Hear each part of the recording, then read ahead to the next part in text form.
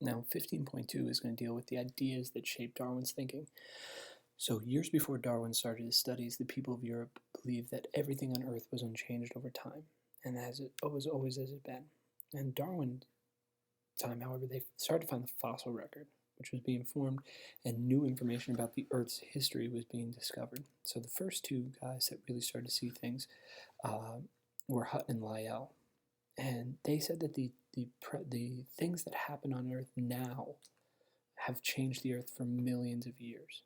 Okay, so if we take a look at what they said here, Hutton came up with a detailed theory about how the Earth was formed, say that rock layers form slowly, and since these geological processes occurred so slowly and took millions of years, he proposed that the Earth was older than a few thousand years old. It takes a long time to make these rock layers, and he'd see these stratified rock layers and think, how did this happen in only 5,000 years?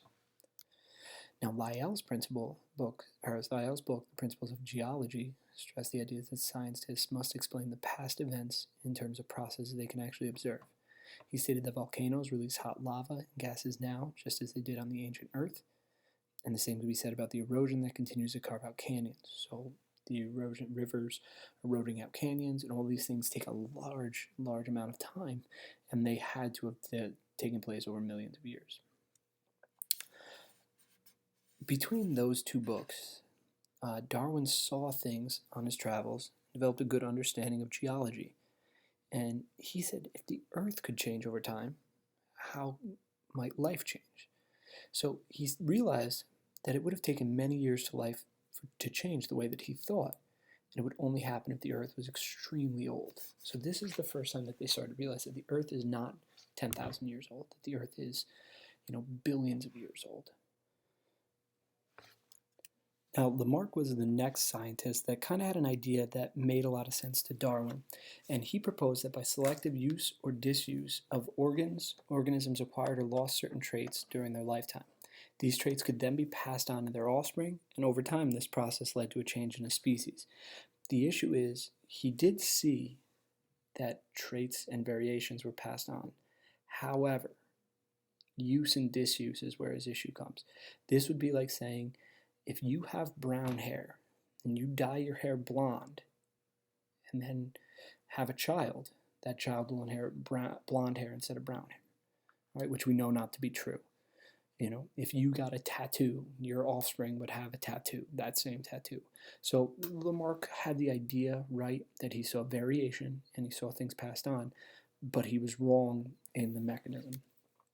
So use and disuse states that if an organism needed to use their body in a different way, it could be altered to suit their needs.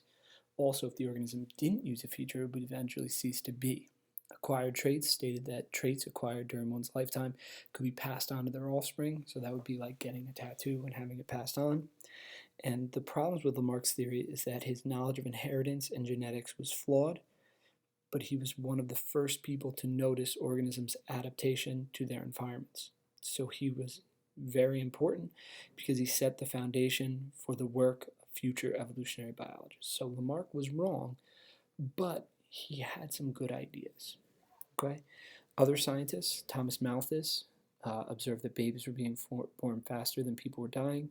Malthus stated that the human population continued to grow unchecked. Sooner or later, there'd be insufficient living space. Darwin realized this applied more to plants and animals than to humans. Maple trees produce thousands of seeds. Not all of them survive, and that's why we're not overrun with maple trees. So out of the few offspring that survive, very few of them are able to reproduce, and Darwin wanted to know why only some survive, why even fewer can reproduce.